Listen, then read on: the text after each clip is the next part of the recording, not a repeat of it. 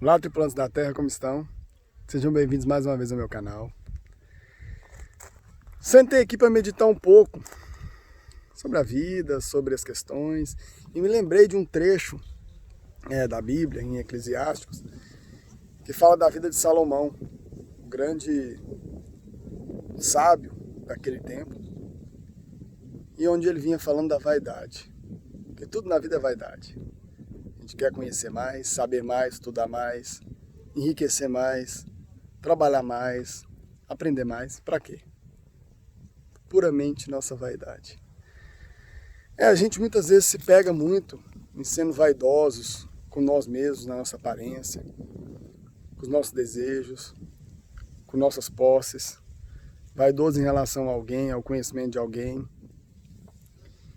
Isso me fez refletir um pouco sobre a nossa posição como seres humanos aqui na Terra, sobre o que realmente queremos, o que buscamos, qual que realmente é a nossa importância de estar aqui, o que realmente vale a pena compartilhar, o que realmente vale a pena a gente obter, aprender, querer ser. Né? E a gente começa a pensar muito sobre isso, principalmente quando a gente tira uma reflexão muito íntima. E aí eu busquei uma referência sobre um pensamento de que a gente tem que buscar o autoconhecimento constantemente. Pensei um pouco sobre Conhece-te a ti mesmo, de Sócrates, no sentido de que a gente tem que despertar aquilo que tem de melhor dentro da gente e não reproduzir mais do mesmo que está aí. E também pensei na reflexão positiva de Santo Agostinho, aquele que conseguiu converter-se a si mesmo, conseguiu conhecer a sua verdadeira forma de ser, tentando tirar essas vaidades a partir de um autoconhecimento. A história de Santo Agostinho é muito interessante. Santo Agostinho, ele era um boêmio, ele era um professor de retórica. Ele teve durante muitos anos uma vida muito de bar em bar, de prostituta em prostituta. Mas como ele era um professor muito afluente de retórica, ele conseguiu se sobressair nessa matéria, porém ele começou a sentir com o tempo de forma infeliz. Ele começou a ver que tudo era vaidade, tudo era um compromisso que não era com ele mesmo. E aí ele começou então a partir daí, todo dia se centrar em si mesmo à noite e anotar o que ele não estava gostando de si mesmo. E ele começou no outro dia a querer melhorar sempre. E ele começou a ver que quando ele começou a melhorar, ele começou a se afastar daquele núcleo que ele estava e não gostava muito de estar compartilhando mais aquilo com aquelas pessoas. E aí foi o momento que ele resolveu